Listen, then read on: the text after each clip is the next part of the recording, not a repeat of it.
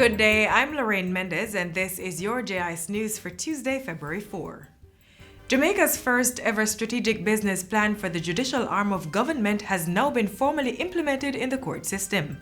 The plan was unveiled on Friday. It outlines strategic objectives for reduction in court case backlogs and the wait time for court records, automation of some judicial processes, and eliminating delays and multiple adjournments by 2023. Justice Minister Delroy Chuck describes the plan as a noble effort to hold the system accountable to benchmark standards or targets that must be achieved. And I would urge all Jamaicans to examine this strategic plan as you implement them.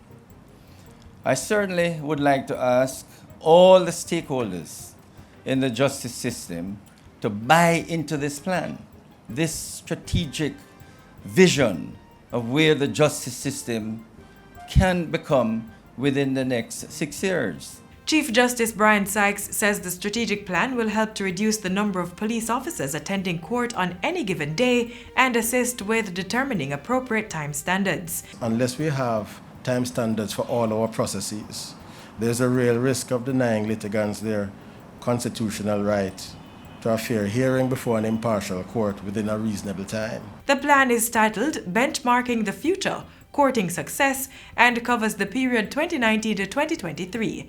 The document will be available to the public. It aims to promote good governance and improved service delivery while protecting the rights of those who use the courts.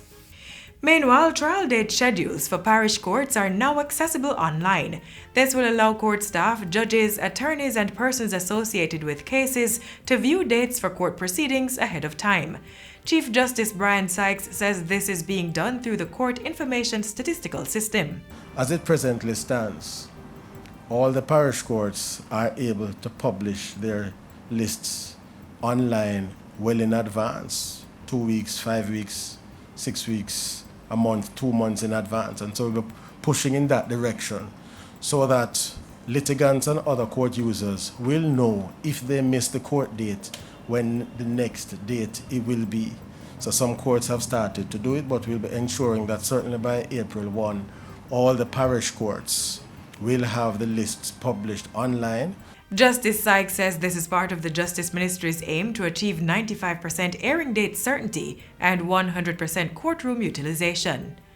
Still on justice, approximately 68 communities have benefited from mobile legal services for the 2019-2020 fiscal year. As 2 more units are added to the system, Portfolio Minister Delroy Chuck says the expansion will facilitate access by all citizens to services within the justice system. We want the people of Jamaica to be informed, to be empowered. It is absolutely important that every single Jamaican not only have access to justice information, but to justice services. For the 2018-19 fiscal year, approximately 100 communities were visited by the mobile justice units. Of the 1,447 persons served, 849 requested legal services. In other news, National Security Minister Dr. Horace Chang is reassuring the country that the major organized crime and anti-corruption agency MOCA will be fully operational soon. In an update to the House last Tuesday, Dr. Chang revealed that the regulations governing MOCA were being finalized. The MOCA Act was passed in 2018. The regulations are expected to make MOCA a statutory law enforcement agency with operational independence and authority. Dr. Chang says that up to November 2019, the regulations were making their last rounds at the Auditor General's Department. In spite of the delay, he says MOCA has been doing excellent work to combat corruption and increase its intelligence gathering. The agency has 280 cases before the courts, with 15 described as major cases and 6 currently being tried.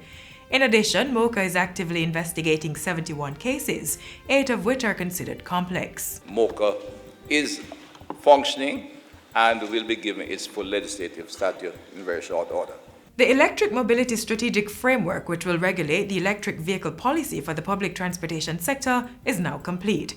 Principal Director in the Ministry of Science, Energy and Technology, Fitzroy Vidal, says it will be implemented in short order. The general objective of the Electric Mobility Strategic Framework is to determine the adoption targets for the country, perform diagnostic assessments, and develop fiscal strategies to facilitate the introduction and growth of electric vehicles market. Also to encourage electric mobility in a comprehensive and an integrated way. Mr. Vidal was speaking at a recent roundtable discussion on electric mobility in Jamaica. He says government is taking steps to bridge the knowledge and information gaps surrounding electric mobility adoption in Jamaica. In 2018, Cabinet mandated the Energy Ministry to develop an electric vehicle policy in partnership with the Inter-American Development Bank and other key stakeholders. And finally, approximately 3,000 young people are expected to benefit from the Jamaica 4-H Club's National Youth in Agriculture Symposium. The event will take place on February 5 at the Northern Caribbean University under the theme, I Am Agri-Smart. The youth will have the opportunity to learn about entrepreneurship and investment, professional development, agri-technology and innovation, as well as climate change and climate-smart agriculture. The event will be targeting students at the secondary and tertiary levels as well as other active participants in the sector. And that's it for JIS News today. I'm Lorraine Mendez. Thanks for watching.